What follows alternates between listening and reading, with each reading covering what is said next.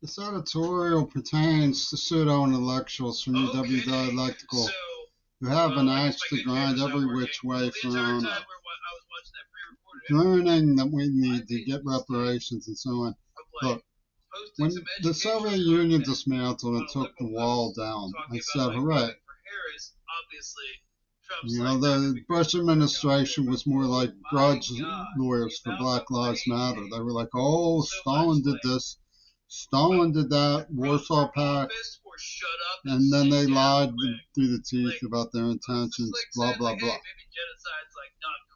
James Garfield was shot for opposing segregation, basically.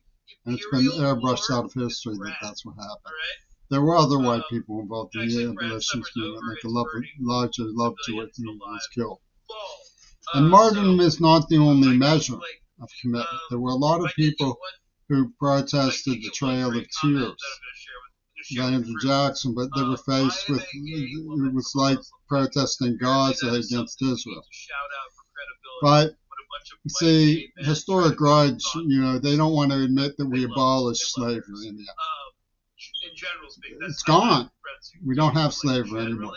Oh, historic grudge. So the historic alliance of the NAACP and Jewish alliance has the NAACP sitting on its hands and saying nothing about the genocide in Gaza. I mean, if you've done your homework, you know by now that right masters from Jeffin Corporation, claiming that they represented the black men, put together an arc with neo-Nazis who put together a drama club one night stand-up hit on April 16, 1987, that there's still drill sergeant, blah, blah, blah, blah. Muhammad Ali and Nelson Mandela went along with that. So that Reagan let a lot of people go. The Soviets let go Václav Havel. Burma let go Aung San Suu Kyi. Mandela was let go, but they were, obey the elders. Listen to Roger Waters. And he was saying the whole is greater than the sum of its parts about the AIDS attack, right? The way he's saying the Palestinian flag will live on even though we exterminate Palestine. So they weren't 100% heroes. South Africa going to the ICJ is called for. But the United Nations peace ambassador was the piece of ass in this Muhammad Ali two versions pussy ball game. They were trying to render me stateless so they could torture me. So Yoko Ono could get revenge on a symbol of the fleet of the Pacific. And George Bush was going along with this, putting a Luger to my head and saying, go apologize to the widow. This is Axis revenge. So Muhammad Ali, I mean, you can't grudge Mandela getting out. You might as well admit he cut a deal to get out, because that was wrong. The woman didn't tell me she was married, so it doesn't constitute adultery. She wasn't black, she was from India. There's so many flaws in the Bobby Jindal, Joseph Goebbels alliance that they call the Black Panthers in Seattle. And you can't get away from the drill sergeant grudge hate. Because they know they have the power. They poisoned me in the mouth. They gave me Parkinson's. I should have a robust, attractive senior, old age ahead, but I don't. I'm defeated. I'm destroyed because of. There was a class at CCAC in Pittsburgh about hospital violence, and the dude who taught the class was fanatically revenge-oriented for black people.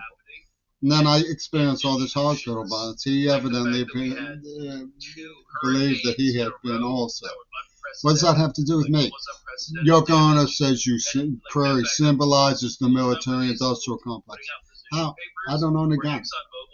How do I symbolize the military-industrial complex? They said because I want to make money off of my hard work, my poetry. I wanted to go to college. They wouldn't teach me sign language, kept me out of college so they could use me. How does that make me the military-industrial complex?